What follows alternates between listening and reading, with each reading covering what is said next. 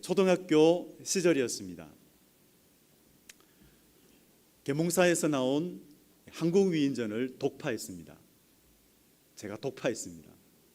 근데 그 위인전 중에 생각을 제가 해봤어요. 어떤 사람일까? 이 삼국시대부터 고려 조선에 이르기까지 그 인물 중에 이순신도 있고 유성룡도 있고 여러 인물들, 그죠? 연개소문도 있고 여러 인물들이 있는데 뚜렷하게 딱 제 마음에 다가오는 한 사람, 온달 장군 이야기였습니다. 이 온달 장군, 평강공주를 만나서 그 내조를 받아 훌륭한 장군으로 이제 되죠. 훌륭한 장군이 되어서 고구려를 싸우다가 신라 이 군과 싸우다가 화살에 맞아서 전사를 하게 됩니다. 전사를 하게 되는데 이제 장례식이 있었죠. 장지로 이제 그 관을 가지고 가는데 이 관이 움직이지를 않는 거예요. 그대로 딱 붙어서 움직이지 않는 거죠. 그때 아내 되는 이 평강공주가 그 관을 안고 위로의 말을 하면서 그 위로의 말을 전했을 때 이 관이 움직여서 관을 들 수 있었다 하는 그런 이야기, 여러분 다 아실 겁니다. 근데 그 이야기가 딱 남더라고요. 떠올랐습니다. 많은 인물들의 이야기가 있지만 한마디로 말씀을 드린다면 참 어려운 환경 속에서도 포기하지 않고 계속해서 학업과 무예에 정진해서 나라의 공을 세워 훌륭한 사람이 되었다 하는 그런 이야기들이 이 위인전 가운데 참 많이 있습니다. 자, 그렇다면 성경은 어떨까요? 성경 수많은 인물들의 이야기들이 나오고 있죠. 창세기부터 요한계시록까지 수많은 인물들의 이야기가 나오고 있습니다. 그 인물들, 성경 인물들이 살아가면서 경험했던 그런 많은 희로애락의 이야기들이 나오고 있는데 다 같은 사람의 이야기를 써놓았지만 이 성경 이야기가 우리에게 참 소중한 이야기로 다가오는 것은 하나님께서 그 인물들과 함께 하셔서 그 인물들을 만나주시고 변화시켜 주시고 새로운 인생으로 만들어 주셨기 때문에 우리에게 참으로 특별하게, 참으로 그리고 소중하게 다가옵니다. 이 하나님의 언약과 회복의 메시지가 있지요. 근데 가만히 보면은 이 성경은 창세기 태초에 하나님이 천지를 창조하시니라 이 이야기로부터 요한계시록 주 예수의 은혜가 너희에게 있을지어다. 아멘. 그렇게 하나님으로부터 시작해서 주 예수로 끝나는 하나님의 이야기라는 거죠. 바로 이것이 일반 위인전과는 다른 것이죠. 하나님의 이야기, 하나님을 만났던 성경 인물들, 그 성경 인물들 가운데 하나님으로 말미암아서 변화되고 은혜 받았던 그런 이야기들이 기록되어 있습니다. 그런데 이 하나님을 만났던 인물 중에 정말 우리와 닮았고 가장 인간적인 인물이라고 여겨지는 한 사람이 있습니다. 그 사람이 야곱입니다.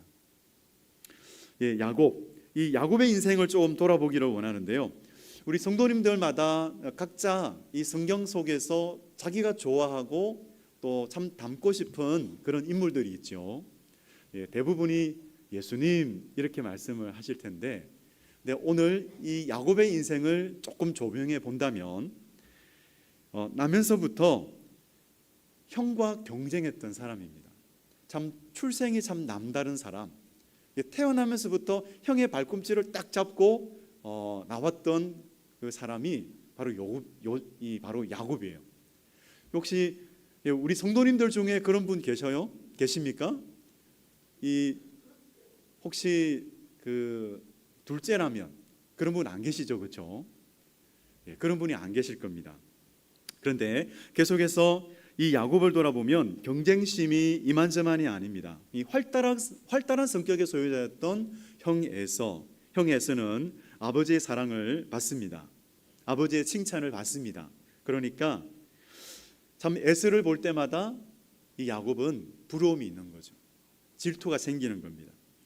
그리고 야곱은 이 장자의 이 축복의 명분, 장자의 명분을 부러워합니다. 그래서 나중에는 결국 형과 아버지를 속여서 그 장자의 축복권을 받아내죠. 그런데 형 에서를 이제 피해서 정든 집을 또 떠나야 했습니다. 이 정든 집을 떠나서 어디로 가느냐? 외삼촌 라반의 집으로 가게 돼요. 근데 그 라반의 집에 갔을 때 아주 아리따운 여인을 만나게 돼요. 라헬. 이 라헬을 연모합니다. 그래서 라헬과 결혼하기 위해서 열심히 일을 했는데 나중에 알고 보니까 아니 이게 웬 말입니까? 아니 라헬이 아닌 거예요. 어두워서 몰랐더니 일어나 보니까 라헬이 아니라 레아인 거예요. 아니 이 외삼촌에게 또 속았습니다.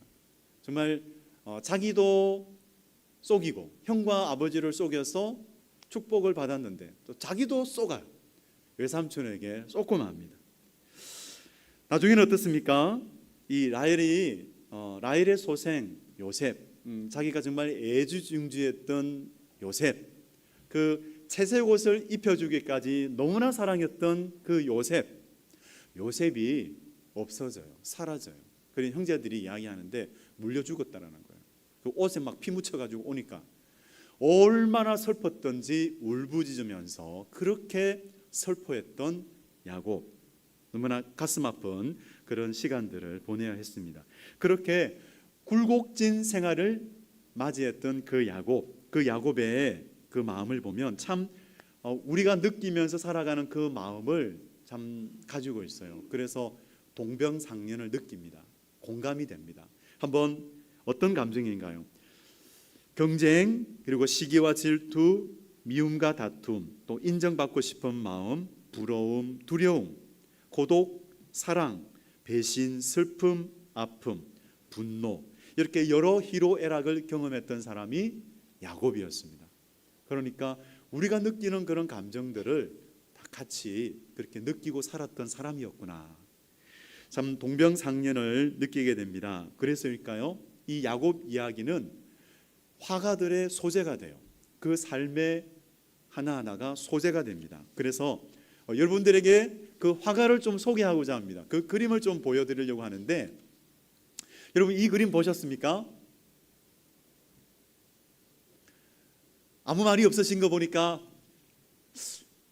보지 못하신 분도 계신 것 같고 또 아마 또 보신 분도 있으실 거예요. 이 그림은 그 20세기 최고의 화가 초현실주의 화가입니다. 마르크 샤갈이라는 사람의 그림입니다. 샤갈이라는 말을 들어봤을 텐데요.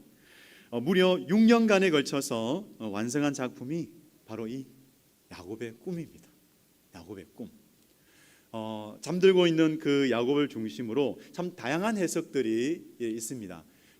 참 여러 가지 이렇게 그림을 이렇게 그려놓았는데 하나씩 좀 말씀드리면, 이 오른쪽에 보면은 큰 그룹 천사가 있죠. 천사가 천사의 그 가운데 보면은 노란색이 있습니다. 한번 보여주시겠습니까? 좀 크게. 저 노란색이 촛대예요. 7촛대인데 하나님의 임재를 상징하고 있습니다. 그리고 그 아래쪽을 한번 보여주시겠습니까? 오른쪽 아래쪽. 아래쪽에 보면 칼을 들고 있는 남자가 있죠. 저 사람이 아브라함입니다. 이 칼을 들고 있는데 이삭을 희생 제물로 드리는 그 장면을 이렇게 그려놓았습니다. 그리고 다시 한번 우리 그룹 천사를 보여주시면, 그룹 천사를 보여주시면 저 천사의 위에 보면은 십자가 모양의 그림이 있어요. 저 십자가 모양의 그림이 있는데 저것이 무엇을 예표하고 있느냐? 바로 야곱의 사닥다리는 바로 십자가, 하나님과 우리를 이어주는 그 예수 그리스도의 십자가, 그 십자가를 예표하고 있다. 그렇게 이 샤갈이 그렇게 해석을 하고 야곱의 이 사닥다리가 그런 의미가 있다라고 그렇게 또 해석을 하면서 이 샤갈이 또 그림을 그렇게 그렸습니다.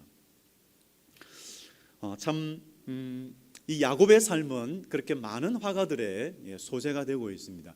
여러분, 이 그림 속에서 그 십자가, 야곱의 사닥다리가 그 예수 그리스도의 십자가를 예표하고 있다는 것을 여러분 이것을 좀 마음에 새기시고 계속해서 말씀을 들어보시기 바랍니다.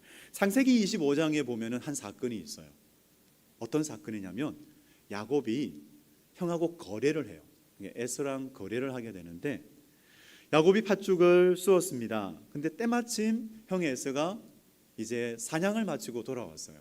열심히 사냥을 했으니까 배도 고플 것이고 또 피곤도 할 것이고, 그런데 동생이 팥죽을 쑤고 있는 거예요. 그러니까 얼마나 그 팥죽 맛이, 그 팥죽의 냄새가 얼마나 이렇게 맡으니까 배가 고팠겠습니까? 참 그렇죠.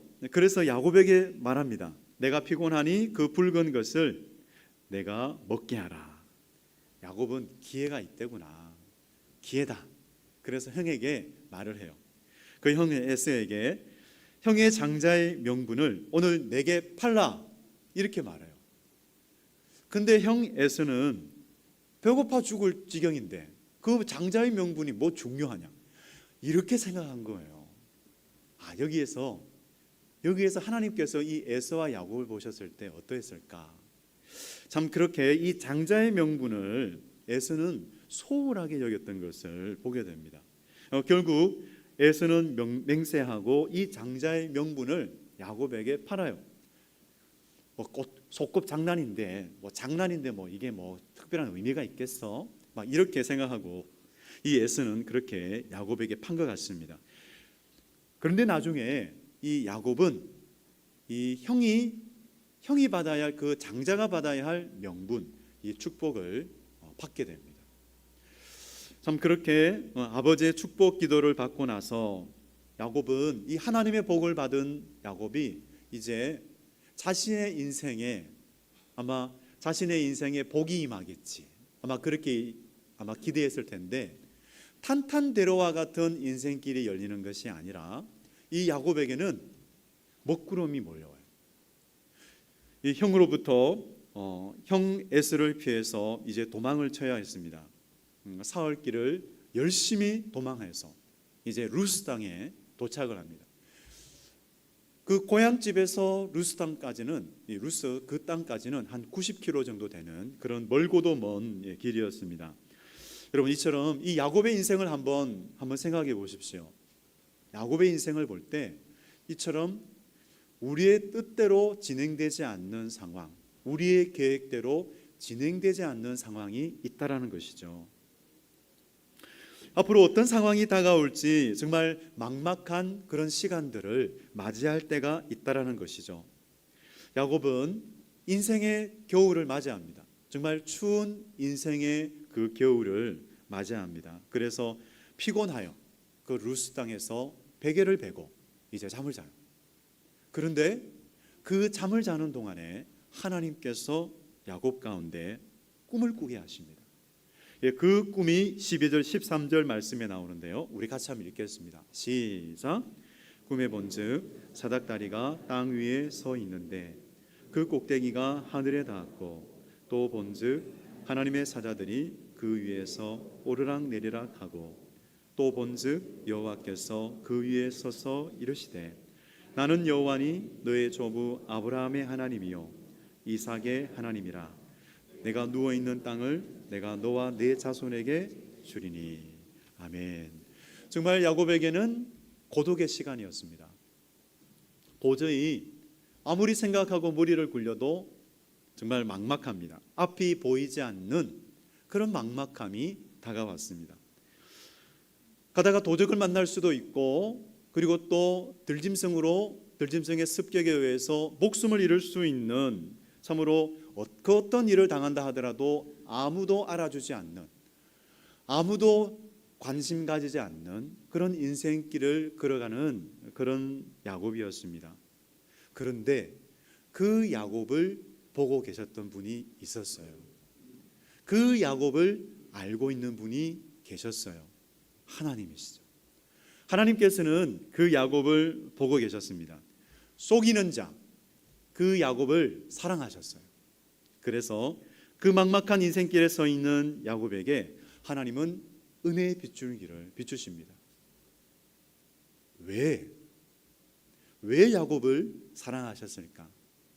무슨 이유로, 어떤 원인으로 야곱을 사랑하시고 은혜를 베풀어 주셨을까? 우리는 측량할 수가 없습니다. 아무리 질문을 해도 왜 큰 자가 작은 자를 섬기리라, 왜 에스를 버리고 야곱을 사랑하셨을까? 우리는 알 수 없습니다. 하나님의 측량할 수 없는 은혜요 사랑이었죠. 15절 말씀 우리 같이 한번 읽겠습니다. 시작. 내가 너와 함께 있어 내가 어디로 가든지 너를 지키며 너를 이끌어 이 땅으로 돌아오게 할지라. 내가 내게 허락한 것을 다 이루기까지 너를 떠나지 아니하리라 하신지라. 아멘. 정말 과분한 은혜가 야곱에게 들려졌습니다. 정말 야곱은 이 말씀을 듣고 나서 과연 여호와께서 여기 계시거늘 내가 알지 못하였구나, 이렇게 고백을 해요. 하나님의 그 임재 의식을 가지게 된 것이죠. 하나님은 야곱의 하나님이 되셨습니다. 아브라함의 하나님, 이삭의 하나님, 그 하나님이 야곱의 하나님이 되셨어요. 하나님이 야곱의 하나님이 되시기를 부끄러워하지 않으셨어요. 물리치지 아니하시잖아요. 속이는 자, 죄인 그 야곱의 하나님이라고 불려지기를 부끄러워하지 않으셨습니다. 정말 야곱은 속이는 자였습니다. 그런데 그 야곱을 이스라엘로 바꾸시잖아요. 정말 놀라운 은혜의 하나님, 이 마르크 샤갈이 그렸던 그 야곱의 꿈을 다시 한번 생각해 보십시오. 야곱의 사닥다리, 그것은 예수 그리스도의 십자가를 예표하고 있습니다. 예수 그리스도의 그 십자가로 말미암아서 죄인인 우리들이 하나님과 화해하게 되었고 화목하게 되었으며 하나님의 영광을 바라며 즐거워할 수 있는 사람이 되었습니다. 그 예수 그리스도의 십자가로 말미암아서 우리는 하나님을, 그 언약의 하나님을 나의 하나님, 나의 아버지, 이렇게 부를 수 있게 되었습니다. 여러분, 하나님, 그 언약의 하나님은 나의 하나님이십니다. 나의 아버지이십니다. 그렇습니다. 참으로 야곱에게 은혜의 빗줄기를 비추시면서 말씀하셨습니다. 내가 내게 허락한 것을 다 이루기까지 너를 떠나지 아니하리라. 참 우리의 인생길에서 우리의 뜻대로 진행되지 않는 그런 모습들, 그리고 우리의 계획대로 이루어지지 않는 그런 상황들이 찾아온다 할지라도, 그리고 참으로 건강이 무너지는 그런 상황, 물질의 문제로 힘들어하는 그런 시간들을 맞이할 때, 여러분 그런 상황 속에 그런 시간들을 우리가 지내야 되는 그런 여러분들에게 오늘 하나님께서는 말씀하십니다. 내가 너와 함께 있어 너를 지켜주리라, 너를 떠나지 아니하리라, 이렇게 말씀하십니다. 여러분, 이 말씀, 야곱에게 주셨던 이 말씀이 저와 여러분에게, 정말 그런 상황 가운데 있는 여러분에게 들려주시는 하나님의 말씀으로 받으시기 바랍니다. 내가 너와 함께 있어 너를 지켜주리라, 너를 떠나지 아니하리라. 여러분, 우리에게 주시는 하나님의 약속입니다. 돌보겠다, 지켜주겠다, 영원히 돌보겠다 하시는 하나님의 사랑의 음성입니다. 왜냐하면 우리는 하나님의 자녀이기 때문에, 우리 하나님은 아버지이시기 때문에 우리를 그렇게 돌보시겠다 약속해 주고 계십니다. 정말 우리 예수 그리스도의 그 십자가로 말미암아 이 언약의 하나님이 우리의 하나님, 나의 하나님이 되었습니다. 정말 이 야곱의 하나님을 나의 하나님으로 부르시는 그런 여러분에게 오늘 한 가지 말씀이 저와 여러분의 확신이 되어지기를 원합니다. 그 말씀은 사도 바울이 가졌던 확신, 예수 그리스도의 은혜로 말미암아서 사도 바울이 가졌던 그 확신, 그 확신이 저와 여러분의 확신이 되어지기를 원합니다. 우리 같이 한번 선포하기를 원하는데요. 로마서 8장 38절 39절 우리 같이 한번 읽도록 하겠습니다. 선포하겠습니다. 시작. 내가 확신하노니 사망이나 생명이나 천사들이나 권세자들이나 현재일이나 장래일이나 능력이나 높음이나 깊음이나 다른 어떤 피조물이라도 우리를 우리 주 그리스도 예수 안에 있는 하나님의 사랑에서 끊을 수 없으리라. 아멘. 이 말씀을 마음에 새기고 하나님, 나의 아버지 이렇게 부르시면서 참으로 살아가는 그런 하나님의 백성이요 하나님의 자녀 되시기를 주님의 이름으로 축원드립니다. 아멘. 우리 시간 제가 기도하겠습니다.